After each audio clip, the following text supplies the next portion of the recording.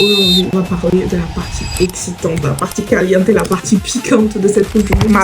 Pendant littéralement un mois, le monde entier ne parlera que d'une chose et il est hors de question que l'on en soit exclu. Je vais donc faire les recherches pour nous. On en ressortira certes pas expert, mais au moins on saura tenir les discussions. C'est parti pour l'épisode 2 de la série pour les girls. Hier, on a parlé des légendes, c'était la partie un peu romantique, nostalgique, enfin, la partie un peu de monde. Aujourd'hui, on va parler des jeunes qui sortent à peine du lycée, ou même on lâche de passer le bac. C'est même illégal de crusher sur eux en fait. Ils sont attendus parce que c'est eux qui animent la scène footballistique actuellement. En vrai, pendant des années, le football avait des visages évidents. On n'était pas habitué à avoir une nuée de surdoués qui vont utiliser cette Coupe du Monde comme tremplin pour pouvoir aller décrocher un ballon d'or, marquer le football des 10 prochaines années. Donc, en plus de cette liste de Mbappé, Bellingham, Dembélé qu'on connaît très bien, tu vas retrouver Lamine Yamal, Nico Williams. En France, il y en a tellement. Des Cherki, Emery, Doué. Au Brésil, Hendrik. D'après ce que j'ai lu, il est incroyable. En Afrique aussi, on a nos petites pépites. Barangay, Ibrahim Mbaye, Diomandé. Je pense qu'on s'est compris. Le problème, c'est qu'ils ont